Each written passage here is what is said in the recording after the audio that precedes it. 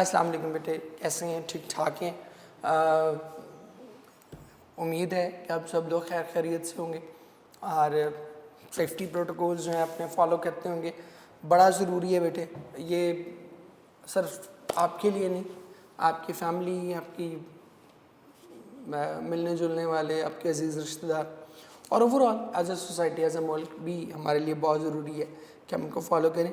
बार बार आप बच्चों से कहते रहते हैं सिर्फ इसलिए कि रेपिटेशन जो है वो शायद बात की ज़्यादा उसको इफ़ेक्टिव बना देती है। रिमाइंड बार बार, मैं हमेशा एग्जांपल इसकी दिया करता हूँ कि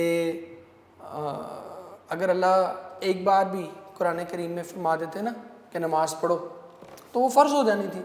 एक उसकी फ़र्जियत के लिए, नमाज की फ़र्जियत के लिए जो है वो एक बार कहना काफ़ी था, इट वॉज़ अनफ। लेकिन अल्लाह ने क्यों 700 से ज़ायद मरतबा कहा? बिकॉज ही न्यू कि ये जो मैं बना रहा हूँ ढीठ मिट्टी, इसको एक बार कहने से बात समझ नहीं आएगी। ठीक है, इसको मैं 700 बार कहा है मैंने, तो इसके बावजूद भी क्या होगा, ये बात जो है वो मेरी पूरी नहीं सुनेगा। ठीक है, सो आज हम अपना कोशिश करेंगे कि द रिवॉर्ड इसको हम कंप्लीट कर लें। कल हम यहाँ तक पहुँच चुके थे कि उसकी जो इनागरल सेरेमनी थी वो होनी थी, तकरीब हल्फदारी जो है वो उसकी होनी थी। और यहाँ पर जो जॉकन्स है, जो नरेटर ऑफ द स्टोरी है, वो अल्टीमेटली इस मंज़र पर जो है वो नमूदार हो चुका हुआ था। सो हम स्टार्ट करते हैं जी। आई केम टू दैट कंट्री, कहते कि मैं उस मुल्क पहुँचा, and they were wonderfully friendly, और वो हैरान कुन तौर पर दोस्ताना रवैया रखते थे। And they let me see the great ceremony. अब फिर देख लें, आते ही स्टार्ट ही हमारा जो है वो ग्रामर से हुए। उसने क्या कहा है? लेट मी सी। ठीक है, आगे द ग्रेट सेरेमनी को हम नहीं कहते। इंपॉर्टेंट चीज़ क्या है? लेट के बाद उसने क्या यूज़ किया है? एक तो ऑब्जेक्टिव केस उसने यूज़ किया है, और दूसरा उसने क्या यूज़ किया है? बेयर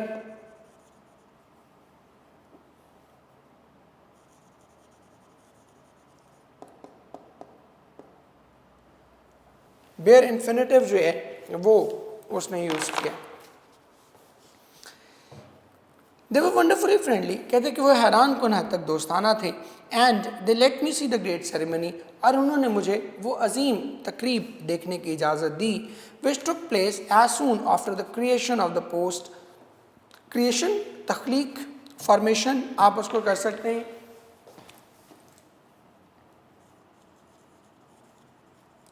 क्रिएशन,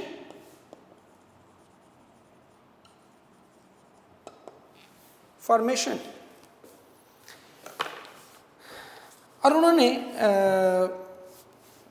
मुझे वो अजीम तकरीब देखने की इजाज़त दी, which took place as soon after the creation of the post. कहते कि जो ओहदे की तख्लीक के बाद इतनी जल्दी मुनक्किद हुई, as Georgius uniform could be got ready, जितनी जल्दी जॉर्जियस की वर्दी तैयार हो सकती थी। यूनिफॉर्म को उर्दू में आप वर्दी कहते हैं। And very magnificent clothing it was. Magnificent,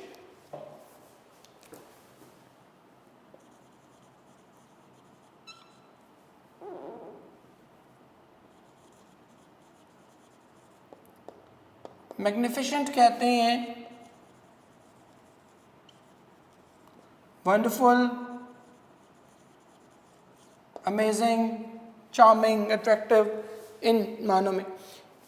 अब क्लोथिंग, क्लोथिंग का मतलब है यहाँ पर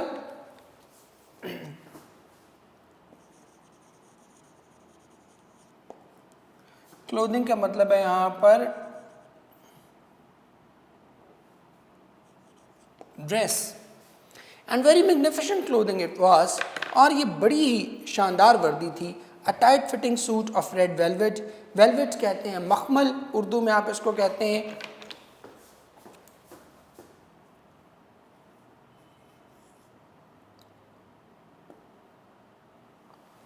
ऐसे लिखते हैं इसको, मखमल। टाइट फिटिंग कहते हैं, फिर लिख देता हूँ आपके लिए, टाइट फिटिंग को उर्दू में हम कहते हैं चुस्त, ये तंग भी कह सकते हैं लेकिन चुस्त कह रहे तो ज़्यादा अच्छी बात।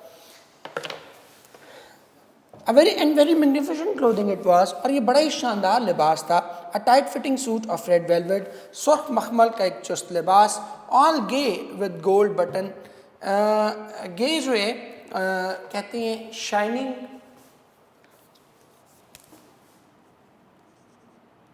शोख,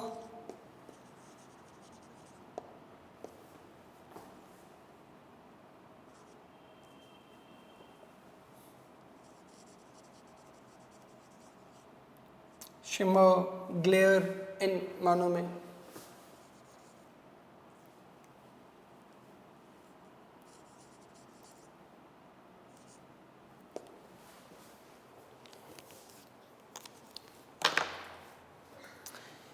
and very magnificent clothing it was, और ये बड़ा ही शानदार लिबास था। Tight fitting suit of red velvet, सुर्ख मखमल का एक चुस्त लिबास, all gay with gold buttons and shining with lines of gold lace, जो कि सजा होना, एडोर भी आप इसको कर सकते हैं, जो कि सोने के बटनों से सजा हुआ था। And shining with the lines of gold less, lines कहते हैं पट्टियाँ, ठीक है, गोल्ड लेस सुनहरी फीता, और जो सुनहरी फीते की पट्टियों और सुनहरी फीते की पट्टियों से चमक रहा था। That wound and twisted about it, wound and twisted कहते हैं जो इसके इर्द गिर्द बल खा रही थी। अब इस लाइन को दोबारा जो है वो आपके लिए ट्रांसलेट कर देता हूँ। कहते हैं और ये बड़ा ही शानदार लिबास था। A tight fitting suit of red velvet, सुर्ख मखमल का एक चुस्त लिबास, all gay with gold buttons, जो कि सोने के बटनों से सजा था और अपने इर्द गिर्द बल खाती सुनहरे फीते की पट्टियों के साथ चमक रहा था। The great throne room had been turned into a kind of gymnasium, gymnasium को आप उर्दू में कहते हैं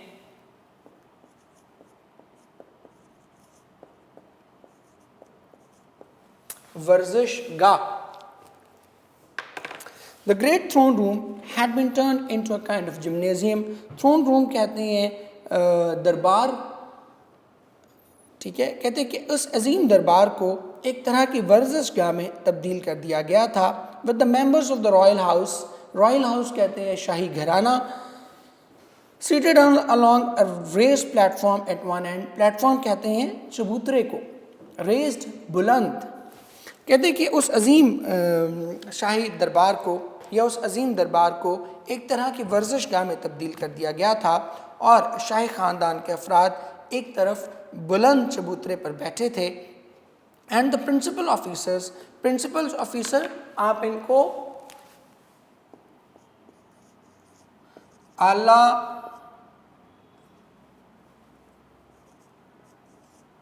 सरकारी अफसरान भी कह सकते हैं और इनको आला शाही अफसरान कर ले तो वो इससे भी अच्छा है।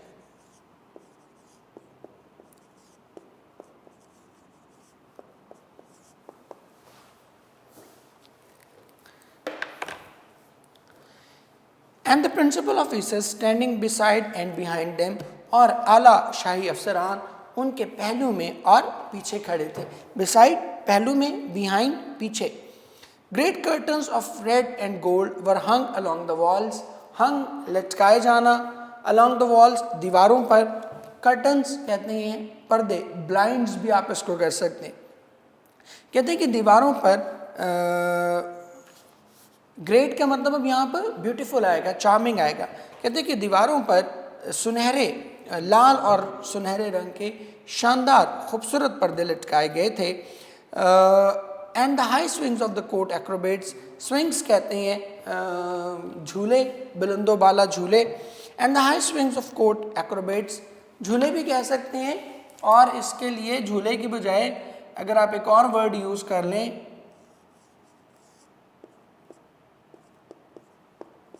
पींगे।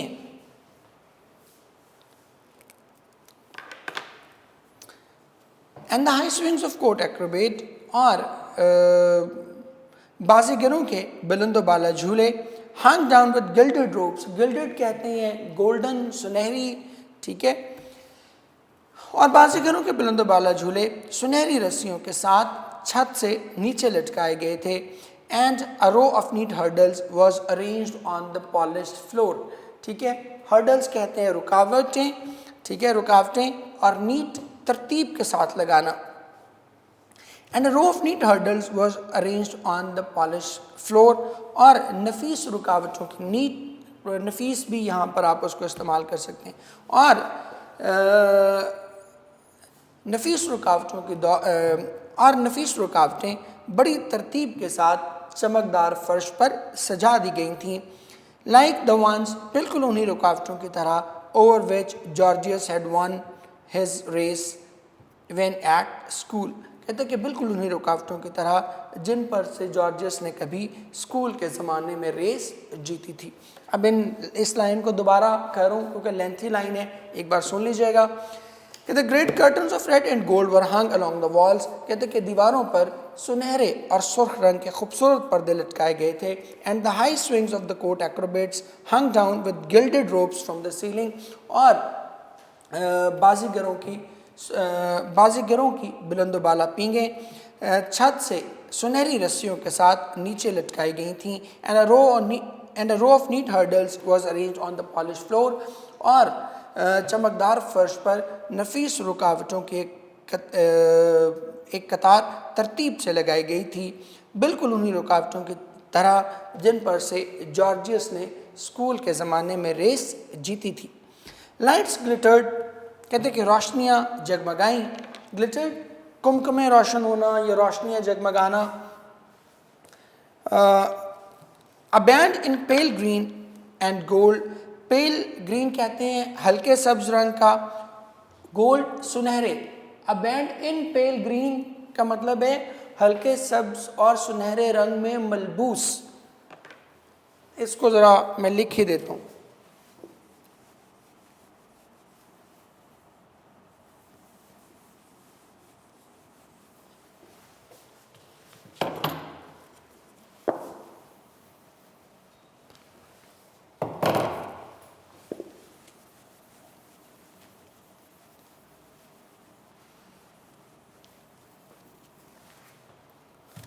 अच्छा जी, कहाँ थे हम? लाइट्स ग्लिटर्ड, कहते कि रोशनियाँ जगमगाईं। A band in pale green and gold, band कहते हैं, मैं लिख देता हूँ, साजिंदों का एक ग्रोह, और हल्के सब्ज और सुनहरे रंग में मलबूस साजिंदों के एक गिरोह ने प्लेड सॉफ्टली, मौसीकी की मीठी धुनें बजाईं। And it was indeed a splendid scene, और ये यकीनन एक शानदार मंजर था। इस लाइन को दोबारा लिख लें, मैं आपके लिए लिख रहा हूँ, पहले भी मैंने कहा।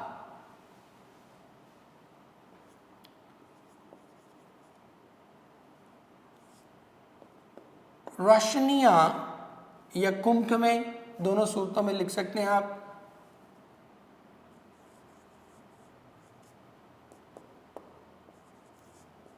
जगमगाई और हल्के सब्ज और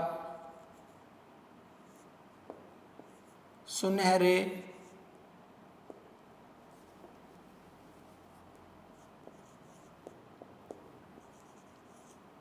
रंग में मलबूस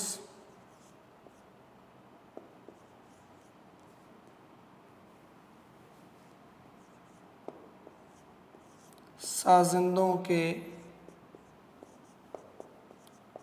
एक गिरोह ने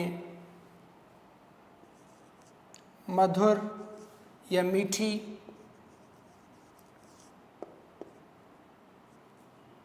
भी कह सकते हैं, नफीस भी कह सकते हैं, मधुर भी कह सकते हैं, मधुर धुनें बजाईं। And indeed it was indeed a splendid scene, और ये यकीनन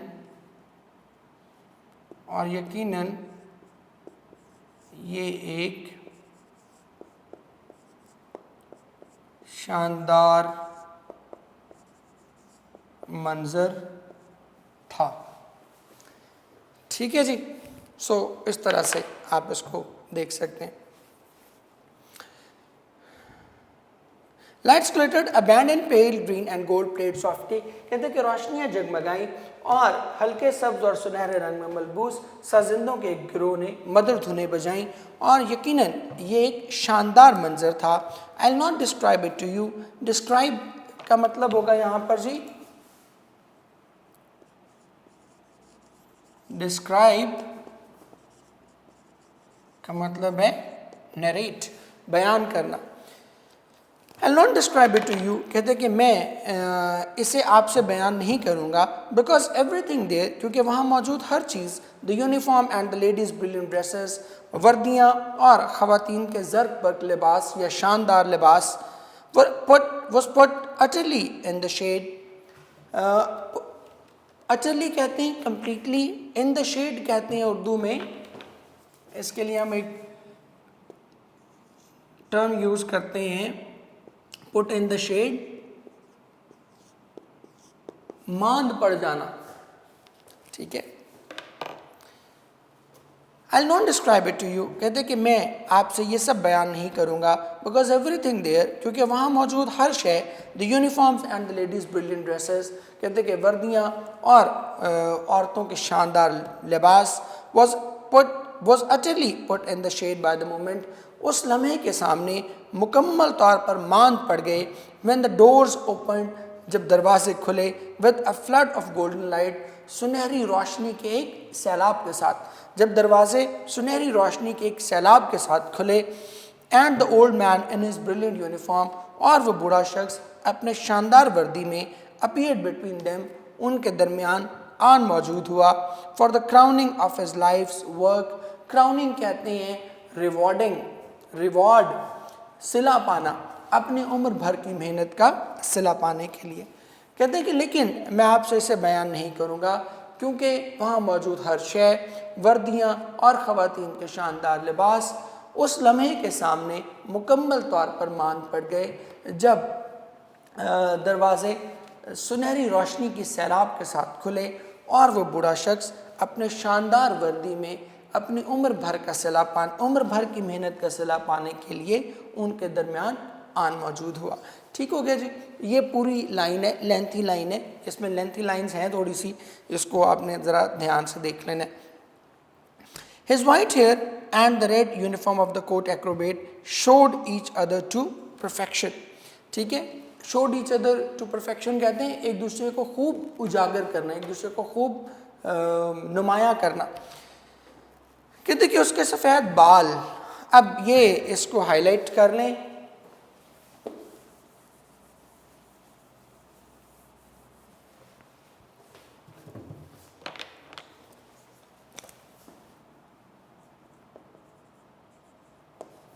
हेयर जो है it will always be singular. ठीक है, ये कभी भी प्लूरल नहीं होगा। उर्दू में हम इसको प्लूरल इस्तेमाल करते हैं, जैसे हम कहते हैं उसके बाल सफ़ेद हो रहे हैं। ठीक है, हो रहे हैं प्लूरल, लेकिन यहाँ हम क्या करते हैं, his hair is getting grey, is getting grey करेंगे।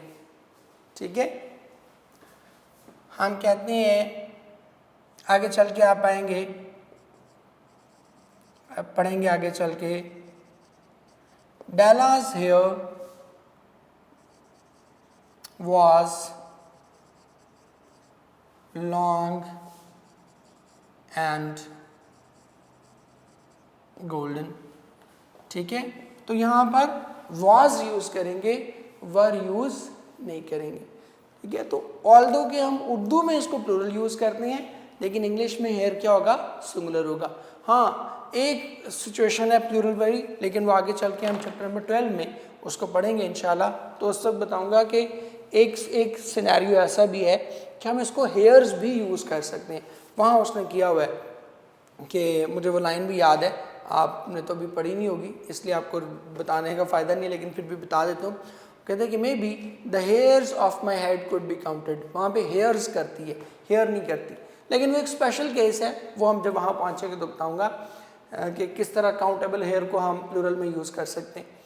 तो अदरवाइज आप हेयर को क्या करेंगे, हमेशा सिंगुलर में, और हेयर ही करेंगे, हेयर्स कभी नहीं होगा, ठीक है।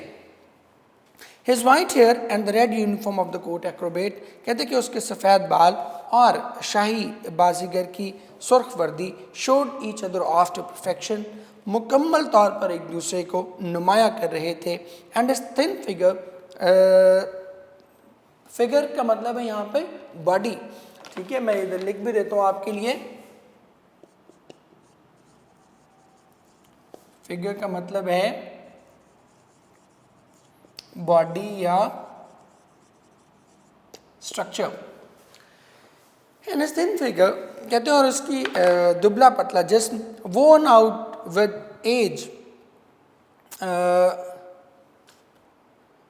वोर्न आउट विद एज, जो कि उम्र के साथ, वोर्न आउट कहते हैं टूट फूट के शिकार हो जाना, ठीक है, कमज़ोर पड़ जाना। कहते और उसका दुबला पतला जिस्म जो बढ़ती उम्र के साथ कमज़ोर पड़ गया था, was made all the more मेलनकली। मेलनकली कहते हैं अफसुर्दा, या मेलनकली को वैसे कहते हैं ग्लूमी, सैड, बट यहाँ पर इसका मतलब है दुबला पतला, बहुत ज़्यादा लागर होना, ठीक है, इसको मेलनकली कहते हैं। Was made all the more मेलनकली by the tight fitting uniform, कहते कि उसका उम्र रसीदा जिस्म, his white hair and the red uniform of the court acrobat showed each other to perfection. So मैं आपको बता ही रहा था कि यहाँ पर हेयर जो है वो हमेशा सिंगुलर ही इस्तेमाल होगा, उर्दू में प्लूरल हो सकता है, यहाँ नहीं हो सकता। His white hair and the red uniform of the court acrobat showed each other off to perfection, कहते कि उसके सफ़ेद बाल और शाही बाजीगर की सुर्ख वर्दी दोनों एक दूसरे को मुकम्मल तौर पर उजागर कर रहे थे।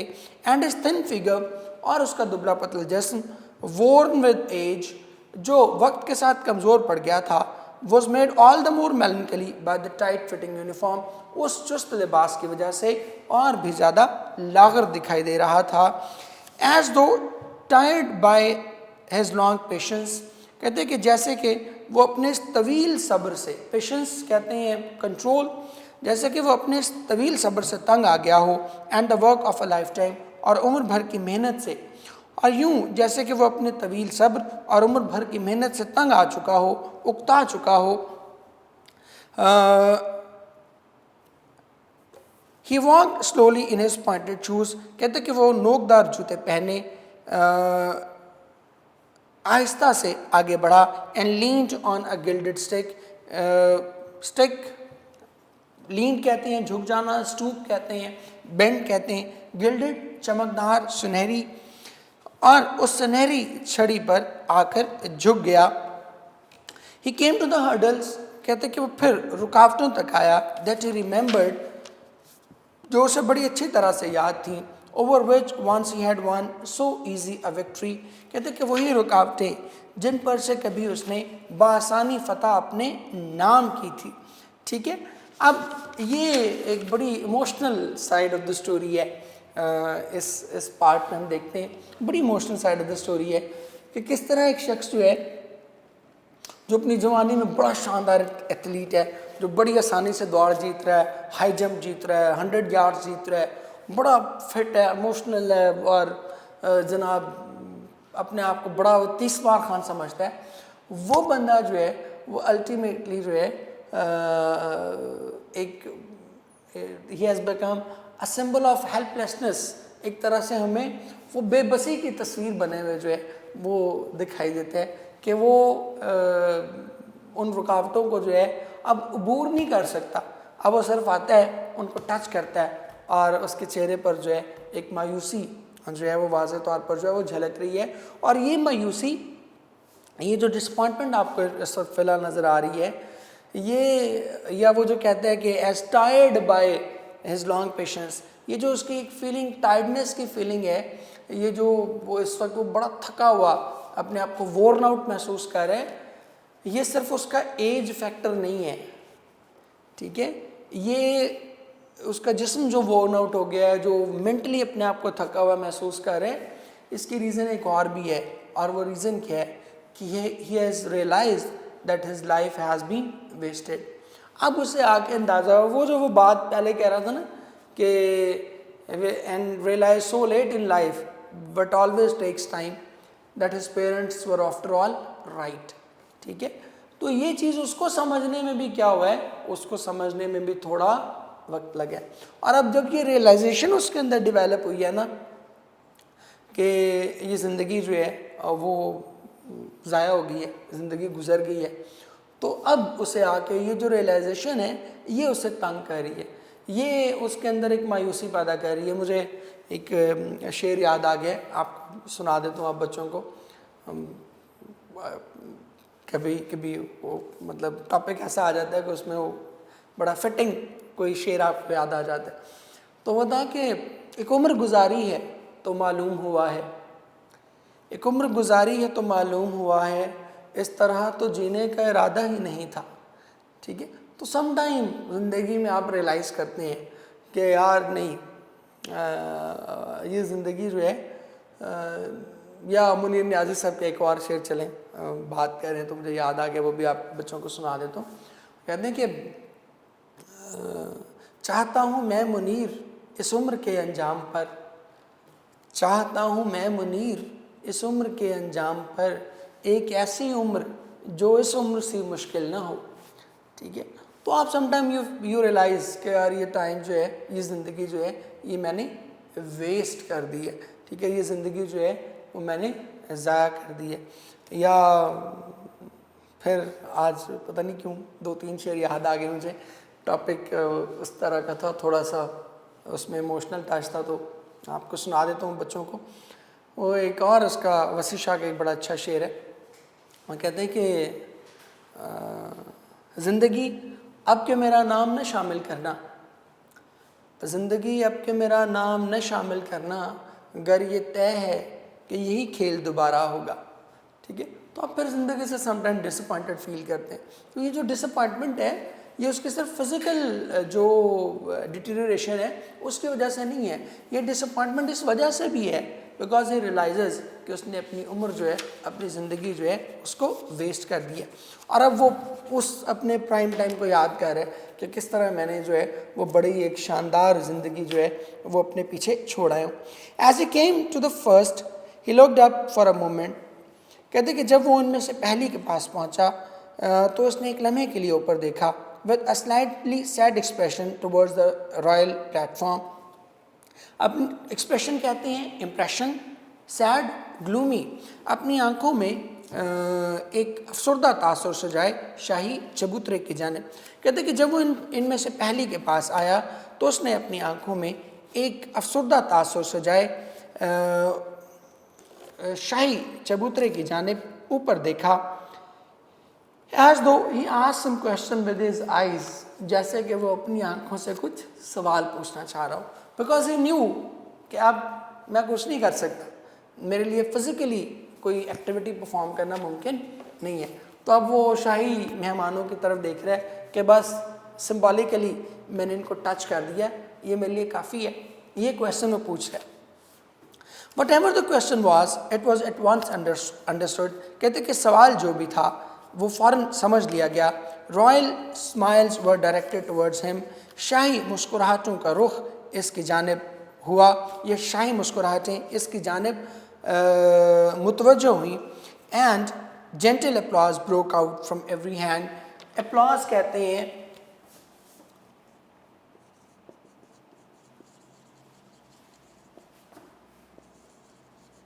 क्लैप, ठीक है, तालियां,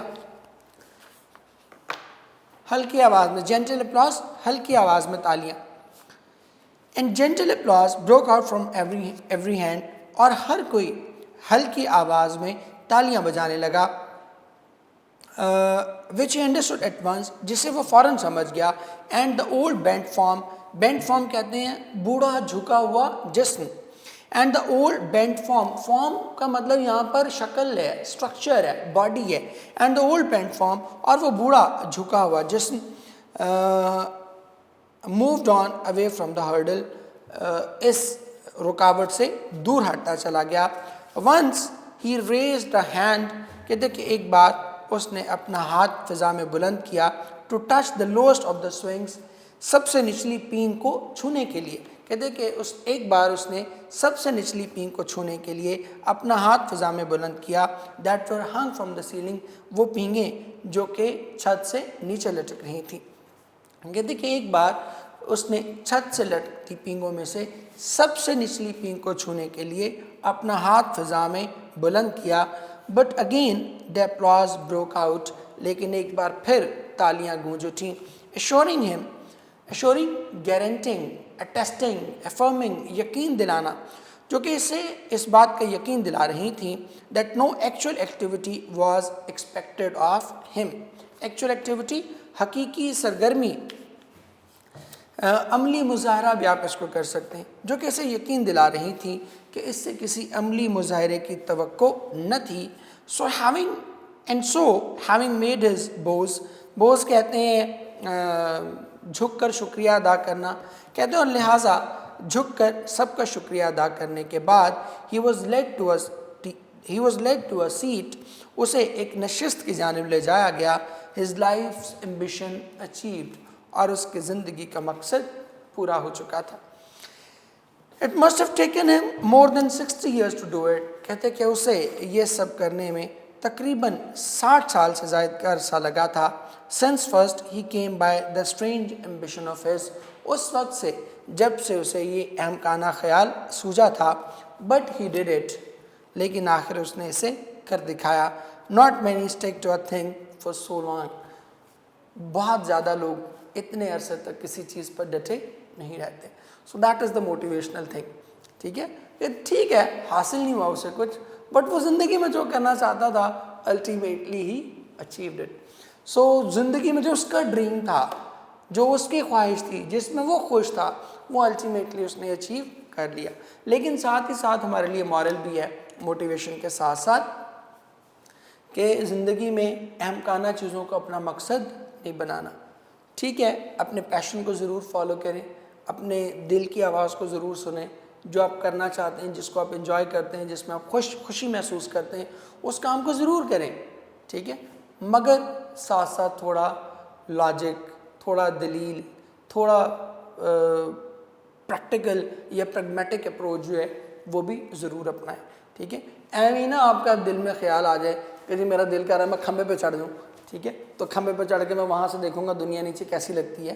तो एम्बिशन तो ये भी है, लेकिन खंबे पर चढ़ के कोई हासिल रसूल कुछ नहीं होगा। कोई आपकी इमोशनल कोई नीड है सच पूरी होगी, ना कोई सोशल नीड पूरी हो, कुछ भी नहीं होगा। ठीक है, सो प्रैक्टिकल अप्रोच के साथ अपनी एम्बिशंस को हमने सेट करना है, ये मॉरल भी है इसका। And Jorkins uttered a quiet sigh, और जॉकन्स ने एक खामोश आह भरी। So clearly mourning over, mourning कहते हैं लेमेंटिंग, अफसोस करना।